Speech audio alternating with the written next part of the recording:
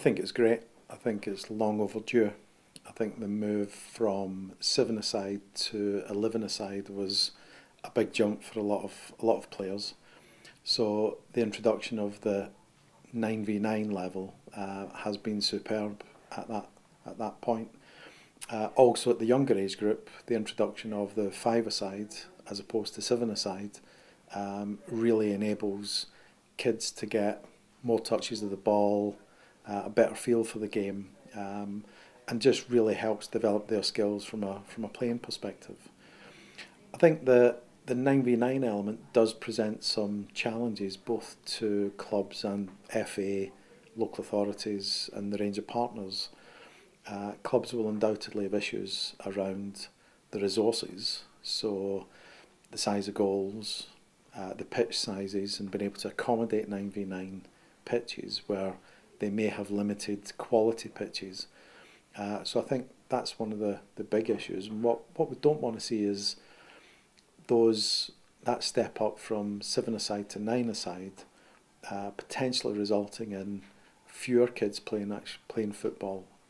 So some of your larger charter standard football clubs, and that's a club I'm involved in from a parent and a coaching perspective, and my boys are actually involved in that transition period from 7-a-side to 9-a-side. But as a club, we're a large club. We've got about 26, 27 teams. But at that under 10s age group, where we may have 4 teams of 7-a-side, we may not actually be able to accommodate 4 teams at 9-a-side, which actually means there's a potential in some respects of a net reduction in the number of kids playing football at 9-a-side.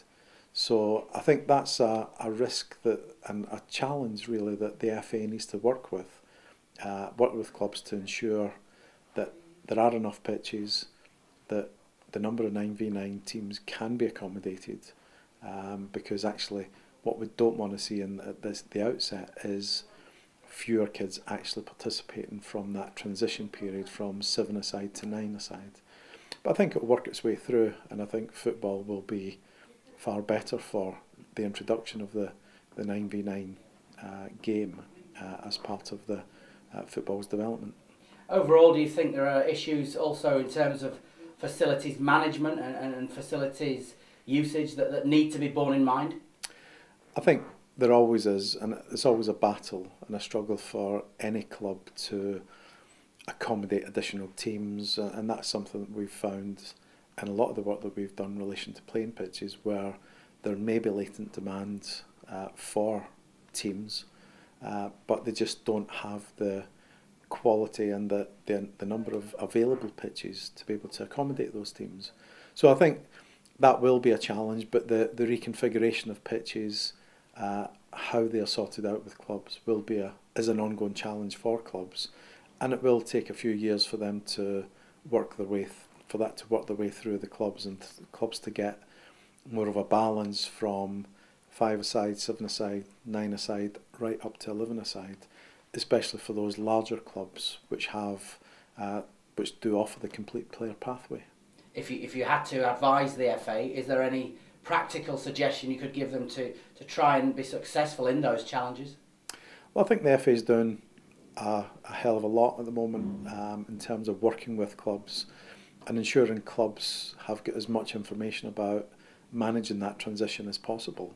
That's from player and coach development. So how we all know the 11-a-side game and the formats and that we play that in, and the tactics that we use for those games. But as a coach and as a parent, you sort of learn the 7-a-side game. So now this transition into 9-a-side, even for some of your better qualified coaches, there's a bit of a challenge on how we structure that from a competitive and a tactical perspective. So, but I think coaches will learn that and they'll make sure that the kids get as much enjoyment out of that format of the game as possible. So overall then, as a professional and as a parent, you look forward to getting to grips with it, and you think it'll be good for football? I think undoubtedly it'll be good for football, and it's probably the best move and the bravest move the FA has made. So they've got to be congratulated for that.